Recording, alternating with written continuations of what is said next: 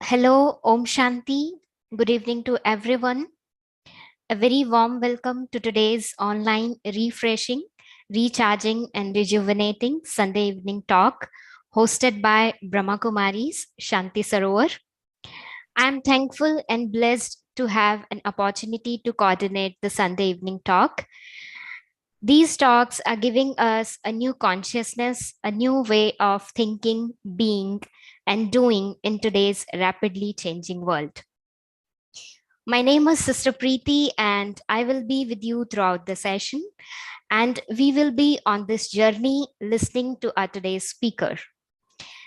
Right around the world, people from all backgrounds and all walks of life, as they share with us their navigational tools. Speakers are students of Brahma Kumari's World Spiritual University and teachers of Brahma Kumari's World Spiritual University. It's a place for really understanding the self, and the subject studied here is Raj Yoga meditation, and it is the yoga of mind. So, looking at how the mind functions. Brahma Kumaris has a range of activities, seminars, workshops, self development programs, and many more. And it was founded as an organization in 1936 in Sindh, Hyderabad, through a series of reasons and teachings that come through the founder, Brahma Baba. The founder decided quite early on that it was important that women be kept in the front as leaders. And so, as setting an example, as a result, the Brahma Kumaris is now the largest spiritual organization of its kind in the world to be led by women. Well, we are conducting this program from one of the largest retreat centers of southern India, Shanti Sarovar, an oasis of peace, an academy for a better world. Without any delay, let's start today's topic, simplifying life, foundation for happiness. So, do you ever feel as if life is moving so fast that you don't have time to enjoy it? Or maybe you are consumed with your family responsibilities and the expectations of others. Or maybe you are buried under work deadlines, or maybe you have simply forgotten how to slow down and live in the present. The storm of life often make it hard to take a step back. So to unpack today's topic, we have a multifaceted personality, Brother Shantanu from Mount Abu with us. And I am extremely delighted to welcome our divine brother Shantanu. Welcome to Shanti Sarovar on this virtual platform, brother. And it's a great honor to introduce our divine brother. Brother Shantanu is a fashion designer, facilitator, mentor, concept designer, story narrator, and BK delegate to UNCCD COP14. Facilitator for Environment and Faith in the Steering Committee of UNEP, MGCY, and mentor in the Climate Ambassador Programs of Care About Climate organization. His area of work has been benevolent, holistic activism with a shift in consciousness, as he believes that consciousness and climate are deeply connected. So, serving in the field of education, awareness, well being, and youth, he is most passionate about connecting values and their applications. He lives a lifestyle that is very close to nature and more sustainable. And one of his strongest beliefs is reflected in the statement simplicity is kindness. So let's start today's talk, and you can drop your questions in chat box. We will take them at the end. So well, over to Brother Shantanu now. Thank you so much, sister, and welcome to everyone who is present here. Before we move into the depth of the topic, I would like to just share with you the flow of today's session, how we will run it through. In the beginning, we will have some little lighter expressions of simplicity, and we will get deep into the aspects of simplicity. You would also interact. Maybe you can write it on the chat on the questions. I can read them here. And then we will watch a little video and we'll have a little discussion around that video. And then we will go into the depths of understanding spirituality as a core tool to simplify our lives, and also how simplicity could be used to really foster the foundation of happiness. And then after that, we'll maybe go into a reflection or a meditation where we can really see simply what is the most needed things for me right now. And then we will take on questions. So that would be the flow. And so thank you so much for the warm welcome, sister. And I once again welcome everybody who is here. When sister was sharing the introduction, one thing that really clicked me was that few questions that she posed, that when she asked, are we running a lot? Is there a lack of time for us? Or are there many deadlines and lack of capacity to fulfill them? There were quite a good number of questions, and if we have to answer them one by one, we might be running between the two spectrums of yes and no, and sometimes we'll be saying maybe, but there is a spectrum.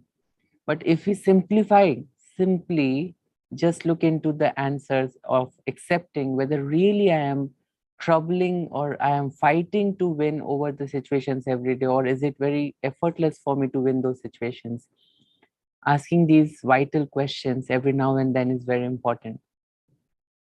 There is something known as the art of questioning.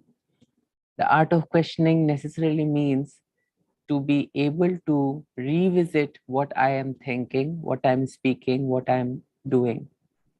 And to revisit that, I use the tool of questioning, intelligent questioning. So when I am using the tool of questioning, it gives me a very detached look.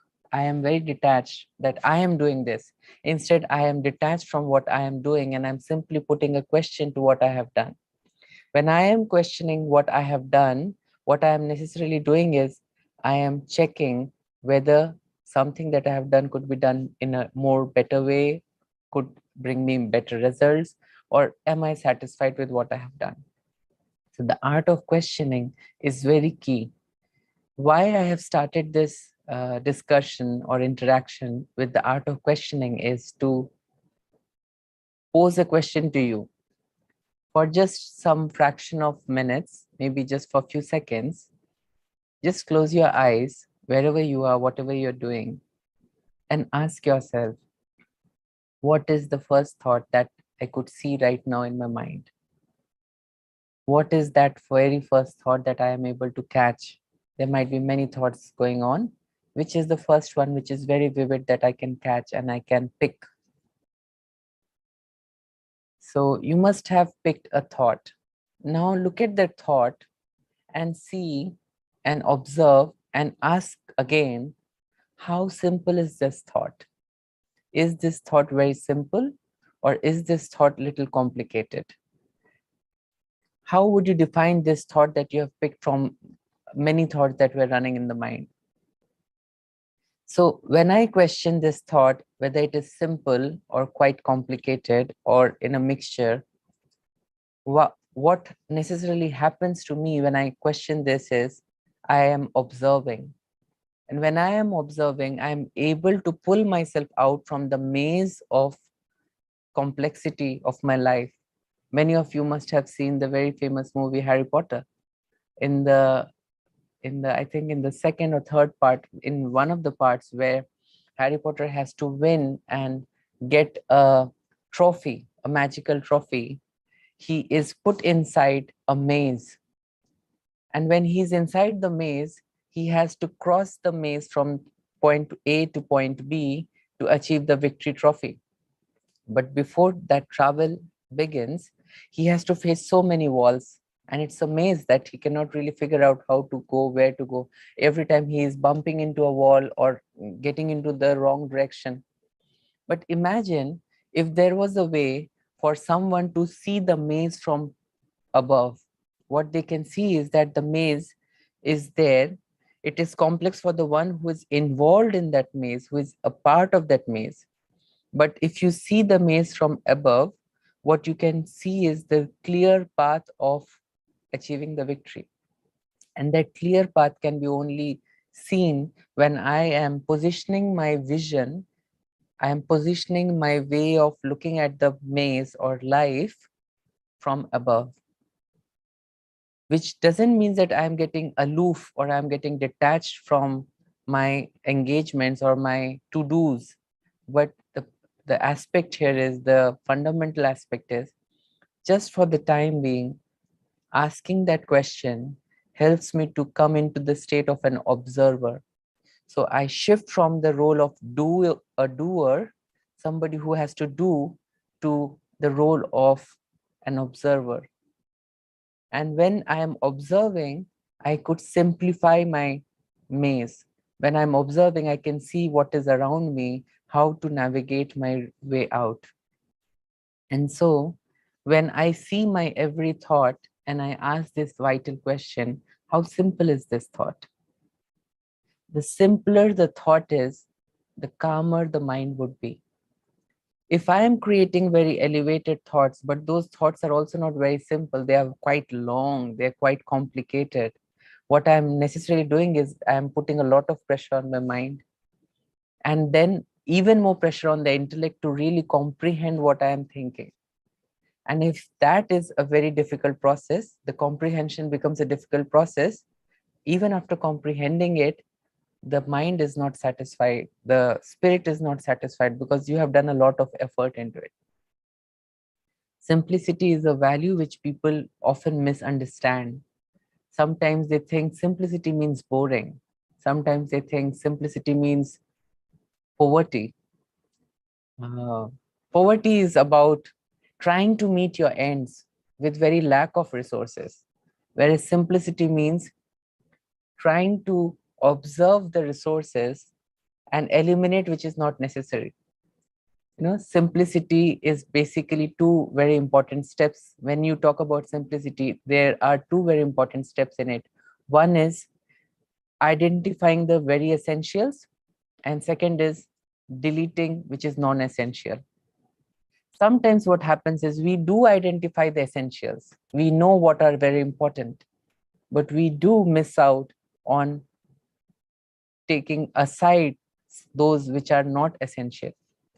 Just let's take an example of cleansing of our house or decluttering the house. You are doing decluttering of your house for, say, Diwali or some other event, or it's an anniversary or any festival that you want to clean up your home with. What happens is, when we take up look at all those things, we say, this is too much, I really need to figure out where to put what and declutter it. But once we start taking out things, we start getting into the spin-off of really saying, oh, this can be useful on so and so time, this was given to me by so and so, I cannot lose on this. And what happens is, again the same materials, again the same positions, they are just shifted with a little bit of positioning, but they remain where they are. So when I become an observer in this situation, I observe, in the past 6 months, how much have I really used this particular product? In the past 1 or 2 or 3 years, how many times have I visited this product? If I haven't done it, that means I really don't need it. It is my assumption, it is my painting the picture where I might think that I might need this, but I do not need this. So the idea would be to be strong as an observer and take that element out and give it to somebody who would use it better. So simplicity really helps me to declutter my mind space, my head space. It also helps me to declutter my emotional space, where I really focus on the emotions that I really enjoy to experience, and not just keep putting all emotions which I might not be happy experiencing. And lastly, simplicity also helps us in really bringing the very essential of life within our life space. So it is a one tool, a one key, but to open three doors. One is the door for the head space, another is the door for the heart space or emotional space, and the third one is the life space. Simplicity actually tells how honest we are. You know, there are many stories around simplicity, and I would share one or two stories with you to just show how simplicity can really be redefining life with purpose. Everybody knows Mahatma Gandhi was a very simple man with a single loincloth, and it's always said a half naked man with a single loincloth could really change the tapestry of the entire country. How was that possible? He was not like that from the very beginning. You know, he went to South Africa, he studied, he became a barrister. He was really into all sorts of things that a young person who is living in the Western world would be involved in. But when he saw the kind of life when he saw in South Africa, he really was pulled back to his Indian traditions, and he started wearing his Gujarati costumes, the traditional ones. When he came back to India in 1915, and he decided to tour around the country to really go and understand what India is, and he saw that India is very, very grounded, because the mass that he was visiting would even not have enough clothes to put on when they were coming to these conferences or these mass gatherings where he was addressing them. So he was in Mysore at that time, and sorry, in Madurai at that time when he was doing this session. And in front of him were many thousands of people sitting, both men and women, and both of them had very less amount of clothes to put on. And that made Gandhiji think that how can I be living a life of affluency when my people, my family doesn't have enough? How can I have more when somebody else doesn't even have enough? So the next day he decided that I will go with a simple white loin cloth. So Mr. Rajan, who was doing his what do you call it, the translation, because it was Madurai, South India, and he didn't know the language, so he was translating his English into the local language. So Mr. Rajan came to pick him up, and he said, "You are not ready yet." And he said, "I am all ready now." And they said, "Will you not dress up?" And he said, "I am now ready." So since that day, Gandhiji went on to this principle of using as much cloth as he can spun by his own hands. And that gave a birth to the movement of Swadeshi, you know, indigenous, giving regard and respect to something that is very native to my homeland. The idea here is not to leave all your clothes or not to give up everything that you have, but the idea here is to question, do I have enough or do I have more than enough? Because what will happen is the more amount of things I am having, the more amount of thoughts I will be creating. And the more amount of thoughts I'll be creating, the less I would experience peace. So our experiential life of peace begins with our experimentation with the amount of things that we are associated with. Nowadays, there's a very nice phenomenon worldwide famous called the minimalism, whereby people really ask themselves, what are those very crucial things that I need for my life? What is that I can really live without? And those things that I can really live without, but I was running behind them, are my desires, are my influences that I have taken on, or I have agreed to live on those influences, which come from social media, which comes from marketing, advertisement, and also comes from my friends and peers around me when I see them doing those things. But I have to ask again and again to myself, is that really adding to my inner peace? Or I have to ask myself, after buying this or after acquiring this or after having this, do I feel my life has become simpler, less complicated, or do I feel it is too much now, or I have to take care of this again? So Leo Tolstoy wrote a story long back, And in that story, the central protagonist called Elias was a very rich man. And he wasn't a rich man from the very beginning. He has worked very hard. He started with two kettles, two cows, but then he grew up into a big, big, big merchant who had so much of things to offer. But gradually, what happened is his family passed away, and he was only left with his wife and himself. His sons have betrayed him, and many things like that happened. What really happened was that he also lost a lot of his business. So finally, there was nothing for him to do to sustain his life. So what he did was he went to a Muhammad Shah who was living in his city and asked him, "Can I do some simple chores for your life?" Like bringing tea to him, cleaning his home, and things like that. And he said, "Yes, why not?" So one day he and his wife were serving to Muhammad and his friends. And when they left, Muhammad said, "Do you recognize this person?" And they said, "No." He said, "Have you heard of a name called Elias?" And they said, "Yes, of course. We heard he is the richest person of your city." And he said, "No, he was the richest person of my city. Now I am the richest because he is the one who was serving tea to us." And they said, What has happened to him?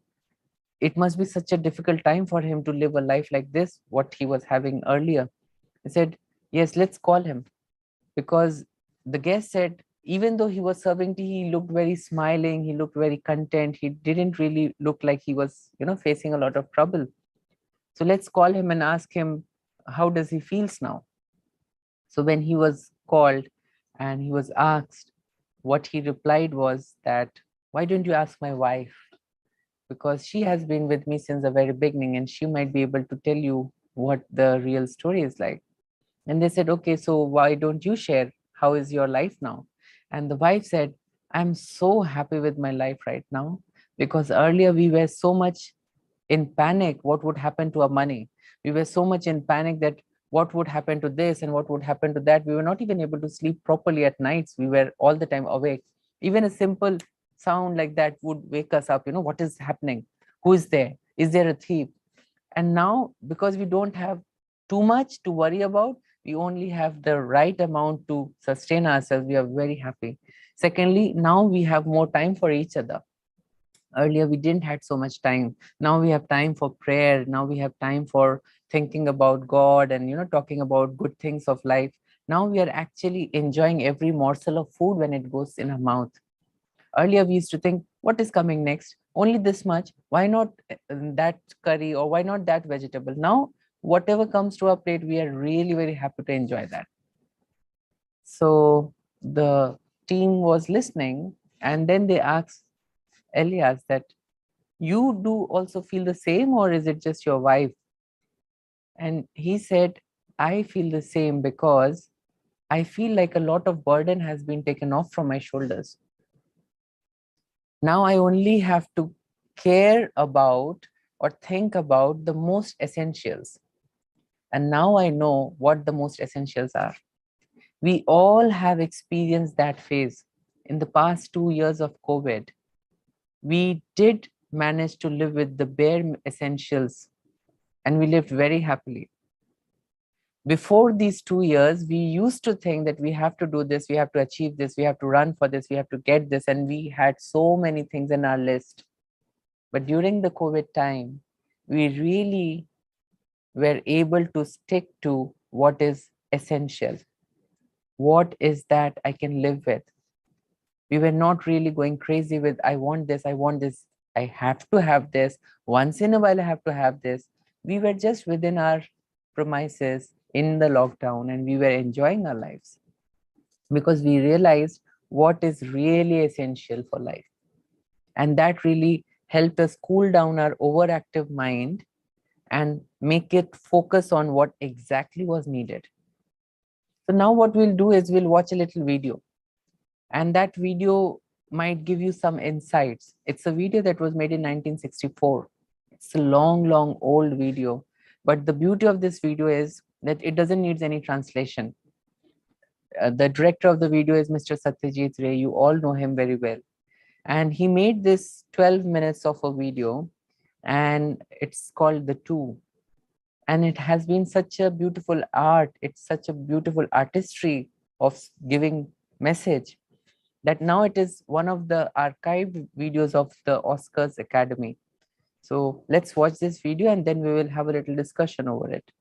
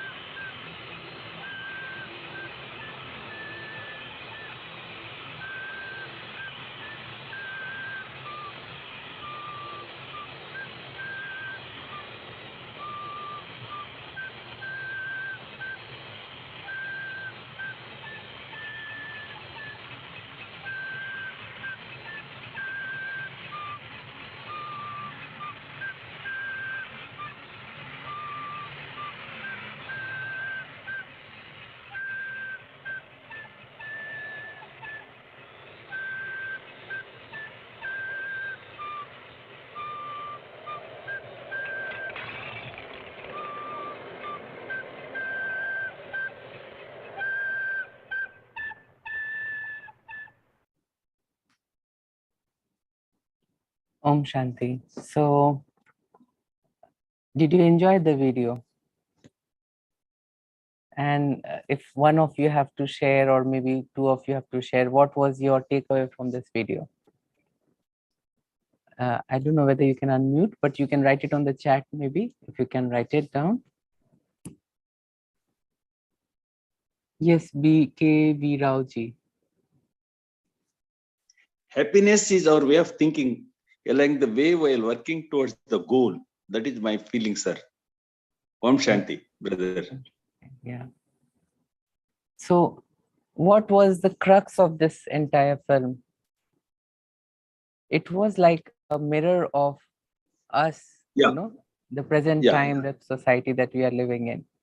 The idea of that, things would bring happiness is now a very cliche idea. Now everybody knows that no, it is not going to bring happiness. People will not bring happiness. Places will not bring you happiness. Things will not bring you happiness. Why? Because happiness is actually very simple. It's a thought, it's a emotion that I create, it's a decision that I make. And so even if the kite of that poor kid was taken away from him, he went back to the bare essentials, to those elements that are very natural. The film also leaves a message that the more I am closer to nature, simpler is my life and easier it is for me to be happy. The foundation for happiness is simply be natural. The more I am natural, the more I am able to experience those feelings, those emotions that are natural for the spirit to feel, for the being to take nourishment from those natural experiences. Pain is not natural. A pain in the body is a message that there is a problem that I am not looking at.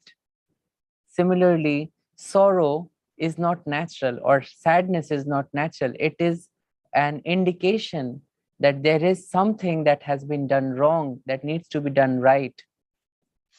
So if I am not putting myself into those emotions, but I am observing those emotions, I provide myself the important time to actually judge the emotion and ask the question, why I am experiencing this. And when I ask this important question, I might get into the depth of the answer, which might say, because I have done this, because I think like this, because I have said this, I am experiencing this. So the idea is that the more I am surrounded with things, the more I am surrounded with clutters, I have to really free myself. And to free myself would be a big task. But the more I am able to focus on the essentials, it is called the basic needs, the basic foundational, fundamental needs. If I am just focused on that, I would put all my energy into it. And then whatever I receive from that would be really very contenting. It would be very satisfactory. Similarly, we do have a lot of wisdom around us. We have a lot of books. We have a lot of motivational lectures around us. We have a lot of scriptures that we are studying. We have a lot of knowledge around us. But let's just ask, what is the bare essential knowledge or wisdom that I need to keep myself healthy, happy, and to keep my surrounding healthy and happy? And that would come down to very simple thing. Eat simple, have simpler lifestyle, be close to nature, think simple. So those are very simple things. And in the spirituality, when we come into context of the true spirituality, what the ocean of wisdom or the supreme, what he tells us is the very simple lessons of life. He tells us that you might associate yourself with various roles. You might associate yourself with many adjectives. You might think and create a big bubble of adjectives around you. But at the center of that is a very simple, tiny little point of light. This thought itself that I am a being of light is a very simple thought, but however simple it is actually very, very powerful.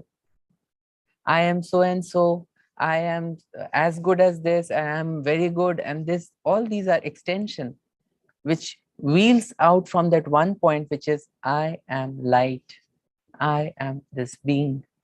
Similarly, we might have many information about who the God is, who the Supreme is, who the source is. And then we keep on running with this thread and creating bigger and bigger periphery around that one center. But if we have to come to that simple answer, who that Supreme is, and we'll come to that very simple answer, he is energy. Just like how I am energy, that source is also energy. So one simple information about myself, one simple information about the divine, and then simple conversation, communication. That is what is needed. Once there was a farmer who was working in the fields, and when he that day was a very special day. It was in his custom that he had to come back to home to do some religious activities, and he forgot his book of prayers. So he was a farmer, so he used to read the prayers because he didn't know the prayers by heart. And that day, because of his extra work, he couldn't go back home, so he missed his books. So what to do at the time of prayer? He just sat down and he said to God that, God, I don't remember the prayers and I really don't know how to pray to you. So what I can do right now is I can say the alphabets A, B, C, D, E, F, G, H, and I don't know how to form a sentence. But because you are the ocean of knowledge, you use my alphabets and create the best sentence that you might love. That was the simple innocence of the heart that really pleased the Lord. And so, to the angels, God said, this is the best prayer that I have ever heard, because the prayer is the most simple, most authentic, and most genuine. And what were those genuine words? Simple alphabets, but filled with lot of bhavna, filled with lot of emotions, filled with lot of authentic, genuine love for the Supreme. And so I need to ask, the meditation that I'm doing, the practice that I'm doing, the life that I'm living, how am I really benefited from those practices or the life that I'm living? If I am able to question this and get to the bottom of the right answer, I would be very happy. I would just share a last story with you. It's about one of the rabbis. He was in the 17th century, a very famous rabbi called Hoftes Chaim. And there was an American tourist who really found out that this is a very powerful rabbi and I must go and visit him. So he was going there and he was visiting him. When he knocked his door, the rabbi opened the door and he said, "Oh, so I have come from a very far off land to see you." And he said, "Yes, most welcome." And when he enters the house, he sees all over there is just books, books, books, one little table and a chair to write. There's no bed, there's no other cushions or sofas, nothing. And he said, "Rabbi, where are your furnitures?" And so the rabbi asked, instead of answering to the tourist, "Where are your furnitures?" And the American tourist said, "Oh, I don't need furnitures because I'm just passing by." And the rabbi said, "So do I. I'm also just passing by. I also don't need to acquire things here." So I need to ask myself, when I am using something, what is the attitude with which I'm using it? Am I using the attitude that this belongs to me? Or am I using the attitude, this is just for me to use, but not to get used to? There are a difference in this phrase, to use and to get to used to. So the simplifying of this kind of lifestyle starts with the right questioning. And as I started, if I am able to question myself in my present way of living, I would be able to really fetch the answers that would bring back the essential, the most fundamental to me. So if you have questions, please go ahead and ask questions. We would think of some answers. And if you do not have questions, then we would go for a little reflection.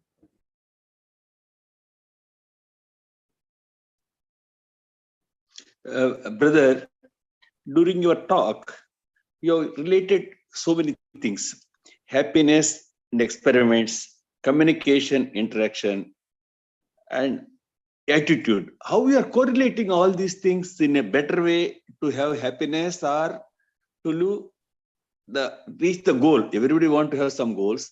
These things, how we are going to correlate actually. I want only, it is only not a question, sir. Bhaisab. It is only a clarification, please. Yeah, good. So if I start with the very fundamental, the idea is what I think will bring an experience to me. It's very simple. It's a simple formula. If I think less but essential, I would experience what I want to experience in shorter span of time. So my happiness is away from me, and how much away from me is the duration or the amount of thoughts that I have. For example, this is my happiness, and this is where I have started thinking. The distance between my thoughts and my happiness is the number of thoughts that I am creating. If I create fewer thoughts, but very powerful thoughts, my happiness would be experienced. I would experience the happiness faster. But if I'm thinking thoughts which are really running around the bush, it's not really coming to the center, to the topic, then what I'm actually doing is I'm losing on time to experience something that I really want to experience. And so how I correlate happiness with my thought and attitude is that what I think creates an awareness. My thoughts create an awareness in which I live. There are people who live in the awareness of their roles. I'm a doctor. They live all the time like a doctor. Even when they're meeting their children, they won't meet like parents, they'll meet like doctors. I'm a president. So you're meeting with an awareness of president, because most of the time the thoughts that I'm creating is that of my role. So to be able to create thoughts is my power. But if I'm not controlling the kind of thoughts I create, I am not using my power. So the thoughts that I creates my awareness. The awareness that I have motivates my choices. And the choices that I make will translate into actions. And the actions that I perform will bring back a reaction or a fruit, an experience. So the thought I create and the fruit I experience are connected. So if I want my happiness to be long-lived, if I want a powerful happiness, and happiness that is not momentarily, a happiness that has the power to empower, I have to see the fundamental seed of that experience. For example, if I buy the latest iPhone, if my seed of that activity of buying that latest iPhone was that if I have this phone, I would be able to do better calls, I would be able to make better videos, it is important for my meetings, it is very important. So if the seed is out of a real need, I would buy this iPhone and I'll be very happy with it. I'll be using it very nicely for a very long time. But if the seed of happiness is, oh, there has come a new gadget, everybody around me is getting it, what would people think if I don't have that? Last time when the next update came, I was the first one to get it. What about this time? What if I miss on something that is others are using it? What if I'm not able to use those updates because others are using it and I don't have the new iPhone? Now the seed here is comparative, is of competition, is of a comparison. The seed here is a very corrupt seed. After getting the newest model also, I would be again experiencing temporary happiness. And what would happen is, again, a new model would come. Again, I'll go back to the same vicious cycle of thinking too much.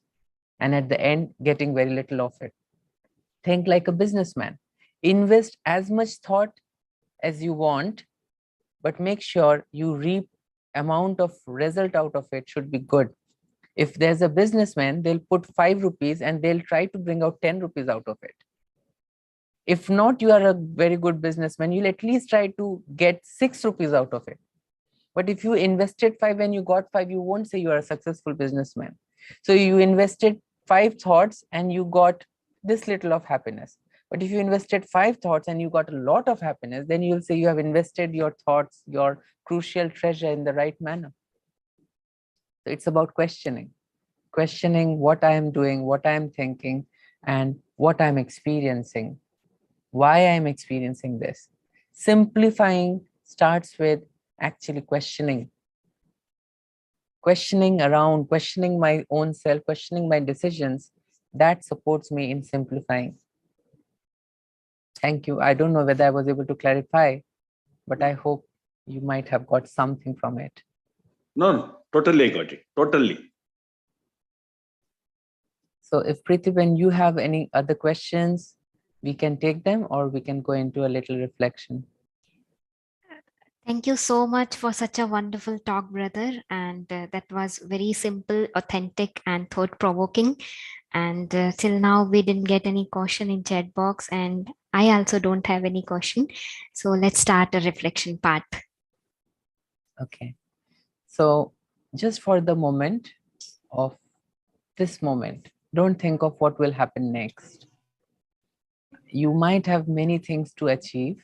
You have few set agendas for the next hour, but the next hour is yet quite far. Let's focus on the moment now. Sit relaxed. Take a deep breath. If you want to focus your gaze onto something or some point, you can do it, or you can gently close your eyes. Take a deep breath and breathe out slowly. Breathe in and breathe out.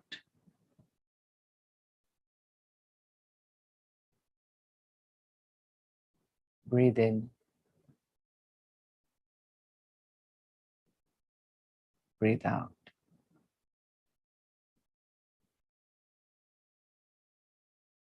I'm observing my breathing. How it is so simple to breathe, and yet it is essential for life. Breathing is so simple that I do it naturally without making much of efforts.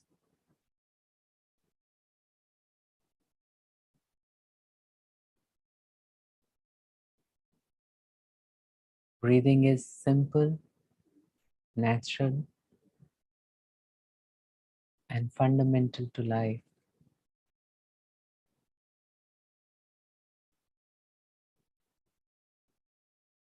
Similarly, I'm able to observe my thoughts.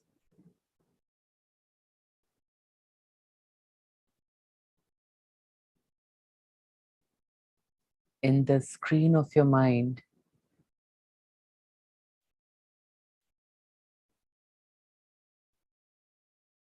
just look into the screen of your mind.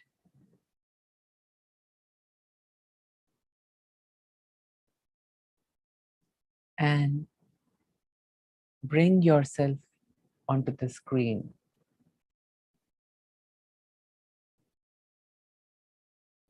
Ask yourself, who is this person that I see on the screen?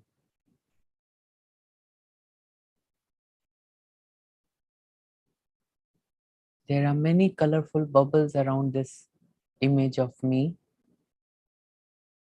and each bubble carry a specific role.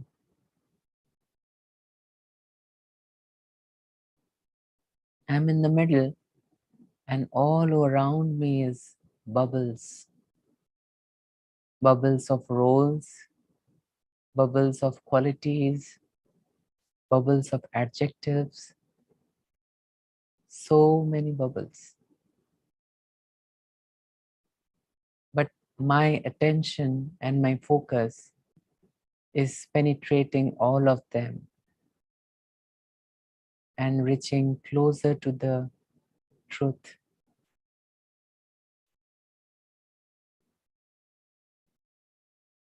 And in the screen of mind, I had left beyond and behind all these external bubbles. Now I see tiny bubbles which are my judgment about myself. I think I am so and so. I judge myself to be so and so. I may judge myself to be very good, sometimes not that good. So let me pass myself through these judgments and try to reach the core of truth. The core of truth is free from judgment. All forms of judgment are absent here. What is present is pure acceptance. I am a being of energy, a shining star.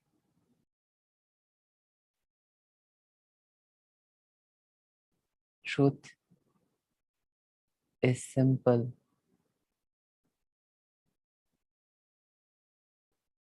I am this light.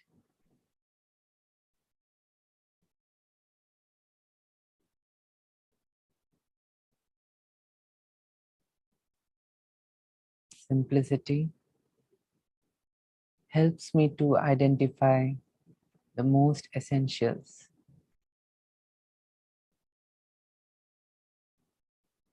Simplicity helps me to be more compassionate and do the right thing at the right time.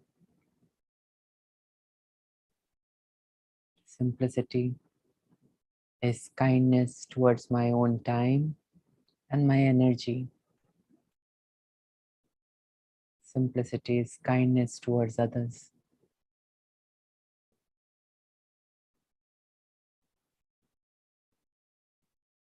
Simplicity is just being with the truth. Truth doesn't need ornamentation, extension, expansion. No, truth is at the core,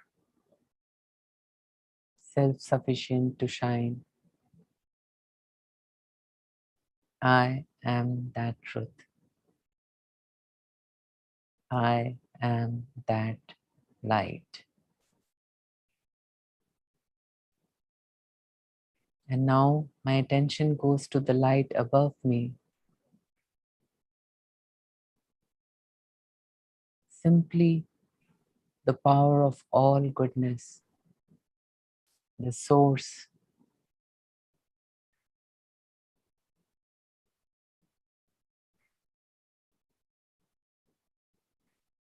Instead of creating so many thoughts, let's just create one thought. I simply belong to you, and you belong to me.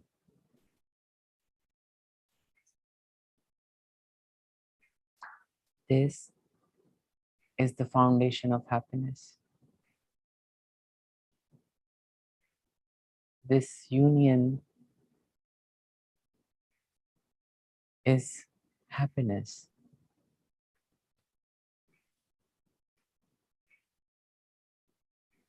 With my words, my actions, and my vibrations,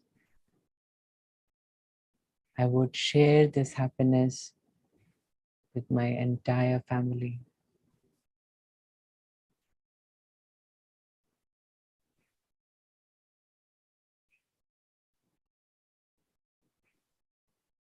Greetings of peace. Om Shanti.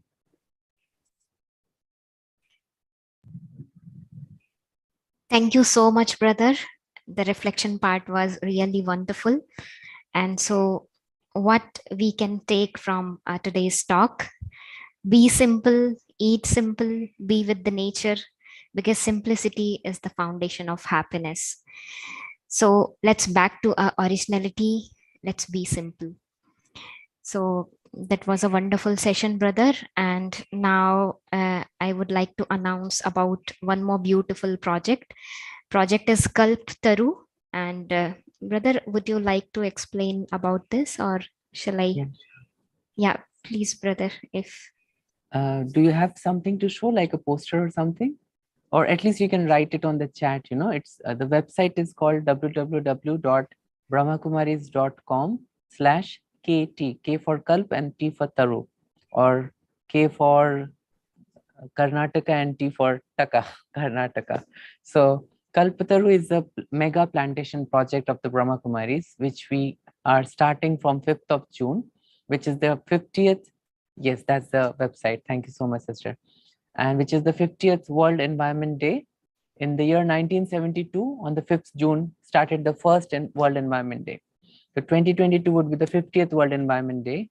So the idea is from 5th June for 75 days until 25th of August, each and every center of the Brahma Kumaris would inspire people around them to come together and plant trees.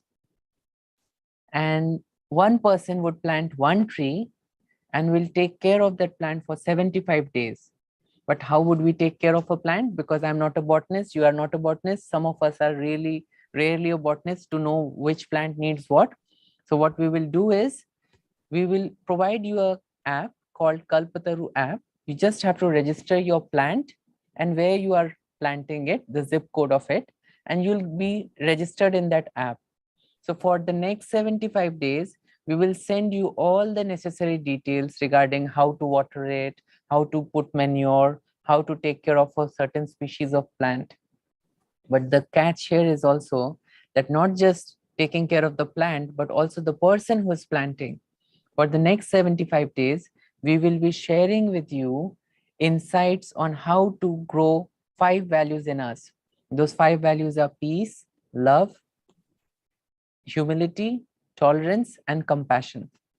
So we will be creating small activities, meditations, small classes from seniors, and some short stories that would come to you through the mobile app, which you can go through and do your daily activity. By the end of 75 days, you would be grown with those 5 values, and your tree would be also growing with those values. So it is a project to take care of the self and also of the planet. So we are asking one person, one plant for one planet. And I'm sure we all can do this, irrespective of our age, irrespective of our qualification, irrespective of who we are and where do we live. Each one of us can definitely plant one tree. Because as I said, simplicity is kindness. The simplest way to really rejuvenate Mother Earth, the simplest way to replenish our nature is to plant trees. And planting trees is really very simple. The only catch is to sustain that tree, to sustain that project. And so sustenance is through the app. And lastly, I would say, if you want to do this project, you can also make sure that your family and your friends are also doing this project. Just remember, if you are breathing, you can do this project. so, thank you so much, brother, and don't forget to subscribe our channel, our YouTube channel, Shanti Sarovar Hyderabad. And for our upcoming details, you can register yourself. Our website is www.shantisarovar.org, so that you can get all the upcoming details of the upcoming events.